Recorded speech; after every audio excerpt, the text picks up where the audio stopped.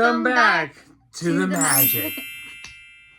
Yeah, we'll get used to that for sure. But this is very raw, unfiltered thoughts. Lindsay just got out of her first viewing of Fantastic Four First Steps. My first question for you, Lindsay, is this: do you really think the four was all that fantastic? It was a fantastic movie. Darn right it was. That's at least what I thought. I feel like this is right up there with my favorite MCU movies post-Endgame. I think it's right up there with No Way Home. Right up there with Deadpool and Wolverine for sure, which she will not watch because it's bloody. Yeah. But, yeah, I mean, I was just noticing a lot more great things about this movie this time around than I didn't even notice the first time. But just overall, Lindsay, what were your, expectations going in? Well, my expectations were to take notes like I would normally for a movie that we're reviewing, and I did not once pick up my phone. That tells you she was into it, I'm the type of person who can't sit through a long movie, so I won't bring out my phone in the middle of a movie theater, but I'll, kind of put it under the blanket that I have, or, in the corner, because we're usually on the end, just to see what time it is and see how much longer there is, to see if I need to take a break, if I need to get up, or if anything. But this time I didn't pick up my phone at all until the very end to look up where I knew an actress from. What I found her in. It was, just a greatly paced movie at only an hour 55 minutes, which is unlike a lot. Ask if it was shorter, yeah. It's on the shorter end of Marvel movies, which for is sure. kind of good for me, especially if I'm tired, or also just in general being in a movie theater for me is not the greatest experience. I know everyone loves seeing things on the big screen, but it's either too long and I can't sit and I'm in pain, or it's too loud and I don't want to have to wear my headphones. Yeah, really easy watch the whole way through, and the characters are all so well realized. The actors were all great. The family dynamic is obviously... It's also not horribly loud. I did have my headphones on, but part of it was I just didn't want to take them off after they were on, because, again, movies are unpredictable if you've never seen them, so you don't know when it'll get loud. But I really only needed my headphones during, the two big fight scenes, when... And that's the other thing. Yeah, there were only two big action sequences, and I see some of you idiots complaining on social media there were only two big action sequences. What kind of superhero movie is this? Character development. This is only the first time you're seeing the Fantastic Four in the Marvel Cinematic Universe, so... Patience. And I it's a virtue. Have to watch the first however many others there are, because I've never seen those. Yep. It's I think another big strength of this one is that it takes place, first of all, it takes place on a different Earth than we're used to in the MCU. 828. I think the main MCU Earth is 626, if I remember right. I might be mixing up my numbers. If it is, that's smart of them to do that as a reference to Disney. Definitely. And that's, again, you have First Steps as a standalone movie, and you don't necessarily have to watch or binge 35 other movies to really understand what's going on. And that's, again, this movie, it's not an origin story like the Superman was a few weeks ago, but you get enough of their backstory in the opening little ABC clip that you get, and you understand what their anomalies are, how they got to be how they are. I do wish we learned a little bit more about Thing, because I feel like, to me, it was focused on the three family members, and I was trying to figure out if he was an adopted brother, or you're adopted because you're my best friend brother, or just best friend, because I know there's obviously I don't even remember their names. Per the comics, Reed Richards and Ben Grimm are like this. They are thick as thieves, best friends. Basically brothers, So, and I do agree with you. I do wish that the Thing had a little bit more development to him. Not and even a little bit more background. We don't even need his whole or his own story. I just wanted to know more about how he connected with them versus just being oh yeah, they're best friends. They didn't really give any oh, they've been best friends since birth. They've been best friends because their parents were best friends, or hey, you became my best friend on the space mission. I'd like you to be the godfather or something. There was nothing like that. It was really just focused on obviously the two that I don't even know if they're married or just together at all. I couldn't. They're married. That's what I thought. Reed and Sue. Yeah, they're definitely married. That's for what sure. I thought. There just wasn't too much focus on the details, which honestly the movie didn't need. It was just me being me, wanting to know the details. Yeah. But and then obviously Johnny was the brother. So there's those three, but I just kind of felt like not that he wasn't relevant or wasn't there. Like, I definitely felt the connection between all four of them and how much basically of a brother he was to them all. It was just more of, they talk about the family a lot. And then there's a scene, obviously, where she actually, like, talks about the childhood and everything. And then there's the baby, so obviously that's the couple. And then you get the Johnny story with her. So I really wanted to just see more of Thing and and Pedro Pascal's character. God, Vanessa Kirby in this movie, goddamn, yeah, she is really the standout for me of the four. But I do agree with you, and I do think that in my spoiler-free video, I compared the Thing's introduction in this movie to that of Drax in Guardians of the Galaxy in the first one, because Drax really didn't have all that much to him. He was just a really roided up, painted guy, and he just wanted to get revenge on Ronan for, killing his family and what have you. And he was just kind of like, a lot of people just thought he was along for the ride. But the one thing that I feel like kept Drax afloat as a super likable character, similar to the Thing, both of them were very funny. Yeah. And just that first scene where they're around the dinner table, and the Thing is just sitting there with a smile on his face, and he's like, "Are you pregnant?" And like, that was a huge laugh the first time I saw it in the theater. That's where I wanted more connection, because in that moment, I didn't connect in my head fast enough who was Johnny. Because I didn't know anything beforehand. Yeah. And they were using, like, their birth names, their actual names. Johnny is Sue's baby brother. I do know that. Yeah. But based on the way they held that scene, I thought that he was the brother, that Thing was the brother, because of the way he's, like, just looking at her and knowing. And usually that's a sibling thing. Yeah. Or any sort of familiar thing. It doesn't always have to be, but a lot of times in movies, that's how they show the connections of you're knowing.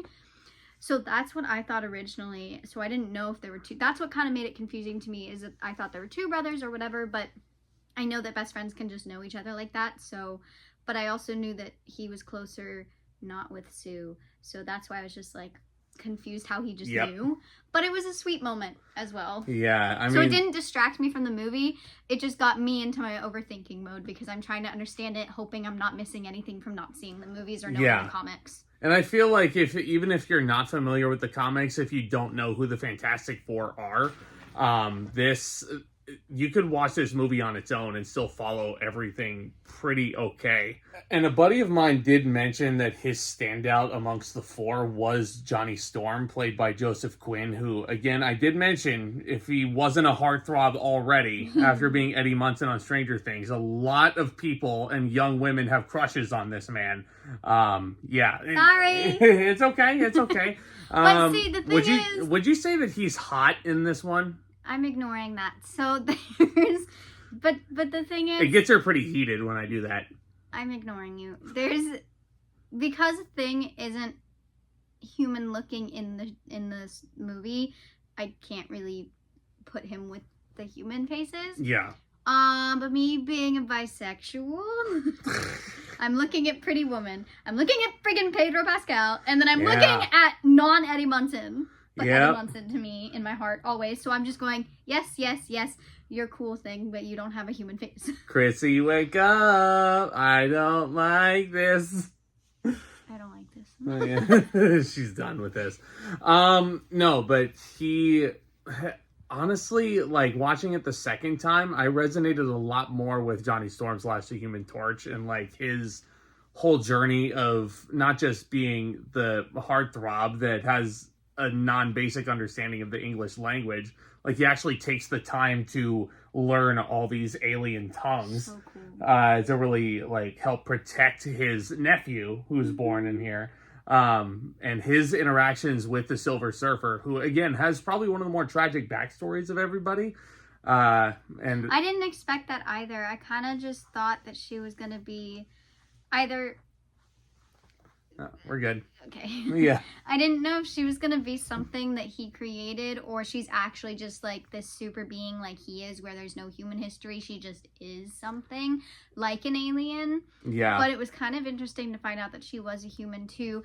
And I kind of knew, not predictable wise, but definitely just hoping wise. And if they did it, that was a good moment too, and they did when she came in to save at the very end. Yep, and she took Galactus down and just shoved him down into that wormhole. It's like, yeah, so long, sucker.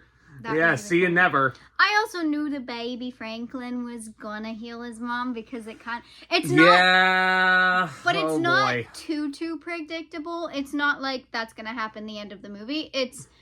He could. Yeah. They're like, is he going to heal his mom? It's one of the things where it's like, come on, baby, heal your mom. You got this. Go heal your mom. Yes. And you don't know if they're going to do it or not. So it's still entertaining. But I also thought it was interesting because they didn't make it this huge thing. They didn't put the baby on her and have this huge glowing bubble coming out of her or whatever. Or anything. Like, except obviously they put the details in her eyes. But that's because it's a cosmic power. That was a good detail. But it was interesting the way they did it. Just so like subtly, where he's just laying with his mom. And then there you go. And then he starts clapping. That was funny. Yeah. But also it was heartbreaking because he knew, he knew his mom was dying and he's just like, bring me to my mother. It was also heartbreaking because you could also tell that the baby was very manipulated by CGI. Because you can't really do that with a real baby. That's like, aside from the lack of development for the Thing, that's my other nitpick with this movie, really, that's holding it back from being perfect, is you can definitely tell what's CGI and what isn't. It's not the worst creepy baby CGI I've seen.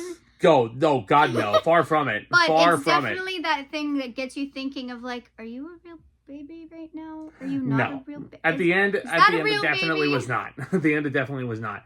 But and it could be a real baby they're dealing with and handling, but it's the simple moments. Like maybe the clapping was real and they put it in, or they CGI'd some of it. It's more of like I think it takes from...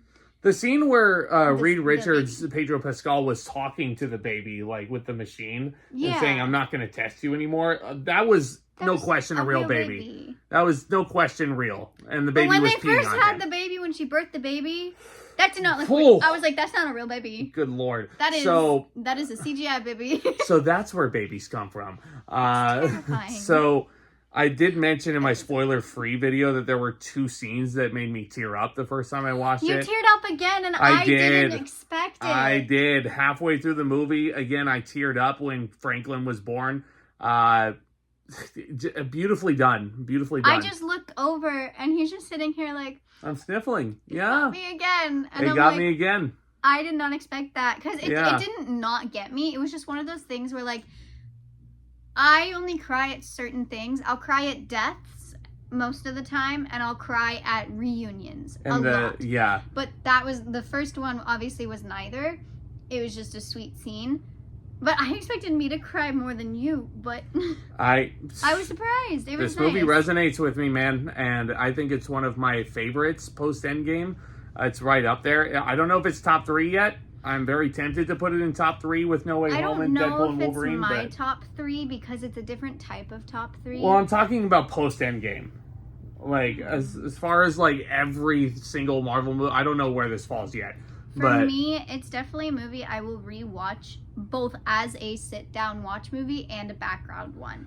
Usually, yes. If it can... I'm buying the Blu-ray, for obviously, sure. Yeah. If it can be both, then to me, that's a really great movie, because if it's in the background, I know I like it enough.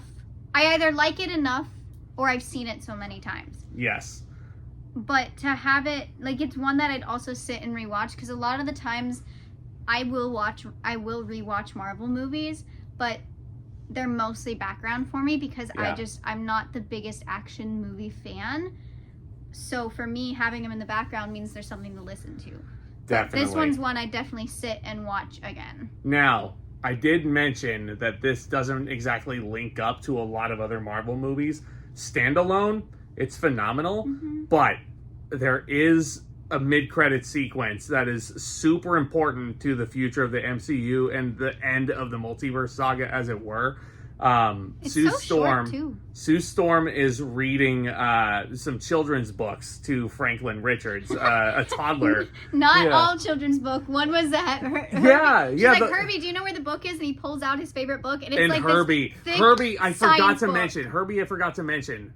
Reminds me a lot of BB-8. I love Herbie. I love that robot. Herbie reminded me not of Star Wars, but he was giving me BB-8 vibes for sure.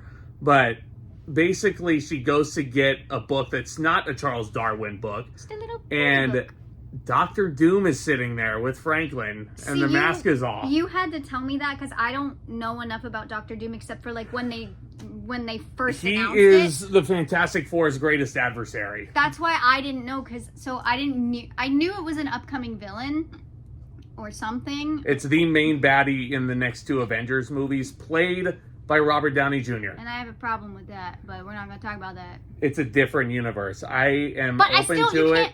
No! I am open to it. I'm not. I like That's having fine. Robert Downey Jr. again because I do enjoy his acting and I do like watching him. But I think he's going to be great. Yes, he will be, but also I know it's a different universe, but that doesn't work. I don't like that. I don't like it.